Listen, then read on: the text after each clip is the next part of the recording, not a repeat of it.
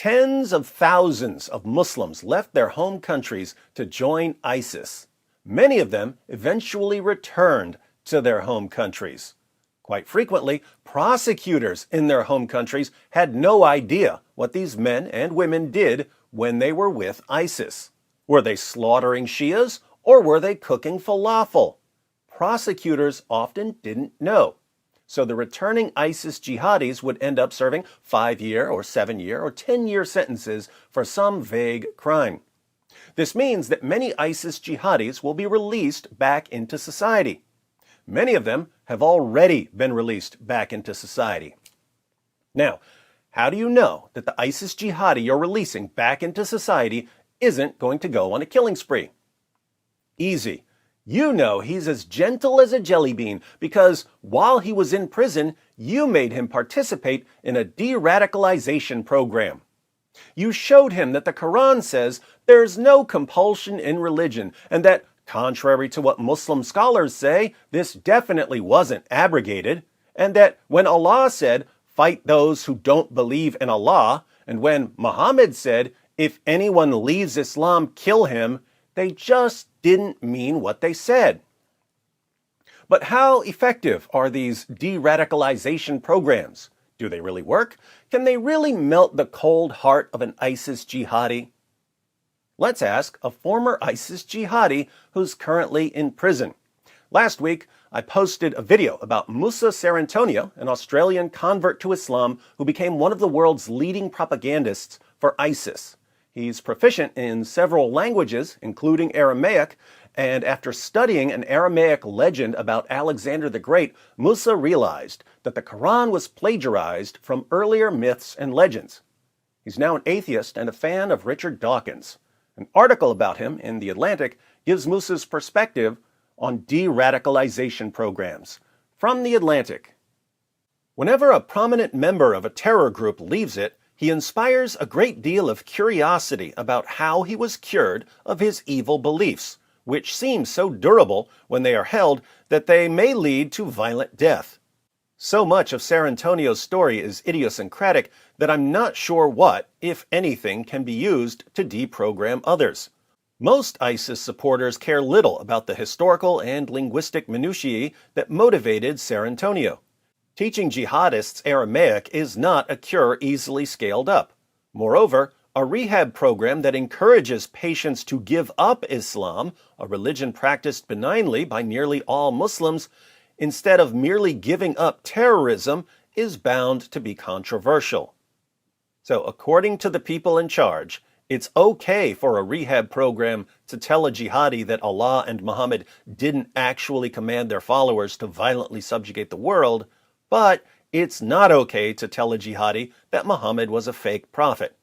You can lie to a jihadi about his religion, but you can't tell him to reject his religion. Cerantonio himself said that the programs in prisons in Australia and abroad are almost all rubbish. They raise objections to jihadism that the jihadists can easily refute. He called the suggestion that jihadists be exposed to true Islam, such as the more moderate texts of medieval theologians, idiotic. It doesn't work, he told me. It has failed miserably time after time. But he is equally withering about Dawkins' polemics against Islam, even though he now shares Dawkins' zero-calorie theology. I'm no longer a Muslim, he said, but I still object to the things he's saying. When he writes about Islam, he gets things wrong. Dawkins quotes a scripture that claims martyrs will be given 72 virgins in paradise. That hadith is not authentic, Cerantonio said with frustration. Dawkins, you're smart. You do so much research. Why couldn't you do just a little research on this? Opponents of ISIS, even smart ones, suddenly make themselves stupid when combating jihadism and assume, wrongly, that the jihadists themselves are stupid. So, the de-radicalization programs are almost all rubbish. Jihadists can easily refute them. The idea that you're going to show jihadis the true, peaceful Islam is idiotic. It doesn't work. It has failed miserably time after time. This is coming from a former ISIS jihadi. And yet, De-radicalization programs are the go-to solution for Western nations dealing with returning ISIS jihadis.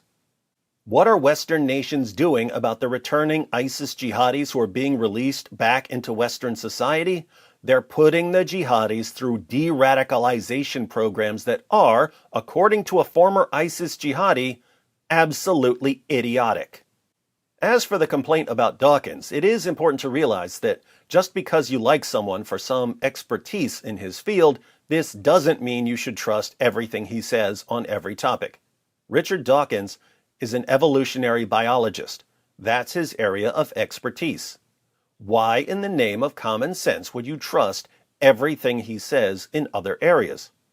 In Dawkins' defense, however, even though there are weak hadiths that refer to jihadis getting 72 virgins, and I'm not sure which hadith Cerantonio is referring to, they're not all weak. For instance, here's a hadith from Jami at-Tirmidhi that mentions 72 wives in paradise, and it's graded Hasan, or good. You're welcome, Richard Dawkins. When Cerantonio now meets jihadists, he told me they are numerous and unrepentant in Australian prisons, he experiments with different approaches. I can actually speak to hardcore jihadists on a level that they understand, he said. At times, the approach that has worked is not even a coherent one. He described convincing two jihadists by explaining to them the mechanisms of evolution. In effect, he told me, he just went at them hard and outlined, without condescension, how a world without a divine creator might look, how it made sense, and how it might be an alternative to their current beliefs. Both of them have drastically changed their lives, he claimed. They now denounce everything they were standing for before. I mean, they were planning to carry out a terrorist attack here in Melbourne, blow themselves up in a public square. Now, he said, they're not religious at all. I thought, wow, I mean, surely it can't always be that easy. But who knows? Maybe it is. So, he presented an alternative worldview to them, one that's inconsistent with their own worldview, and that was enough to undermine their confidence in Islam and convince them not to go through with their planned suicide attack in a public square in Melbourne.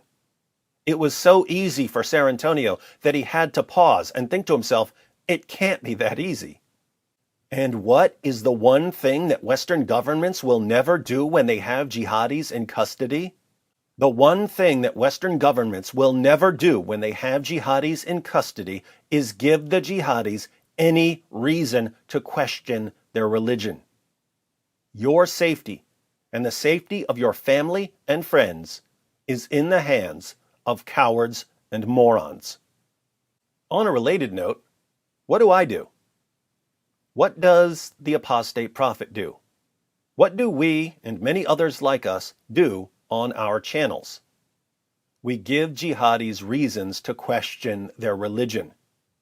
And we're condemned for it, even though it works. Some final thoughts from the journalist. Last year in Saudi Arabia, I visited a prison that purported to deprogram jihadists by turning them into productive employees of a small business, complete with a CEO, himself a prisoner, an HR department, and a controller. I couldn't tell how successful the prison's strategy would be. All of the prisoners were still in jail and subject to who knows what punishment if they lapsed.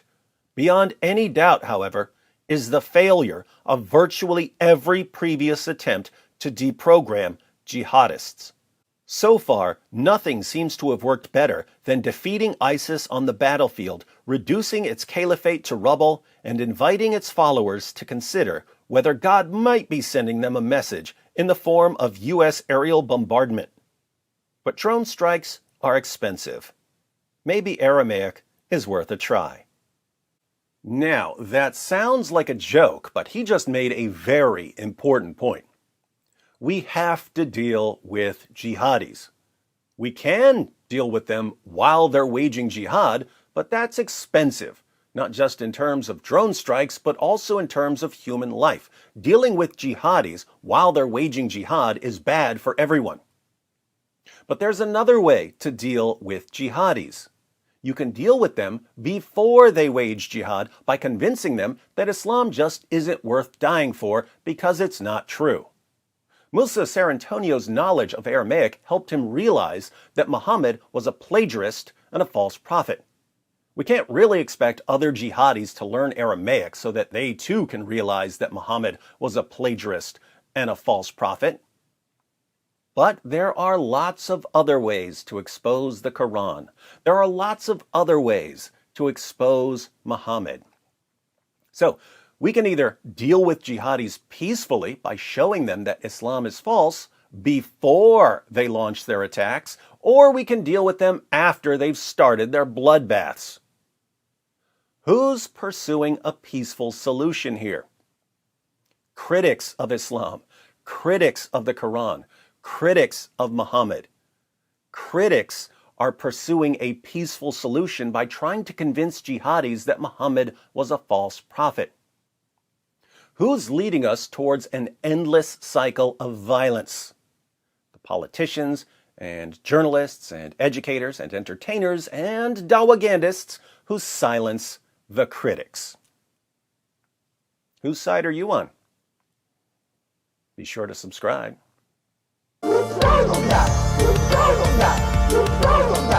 just backfired on you.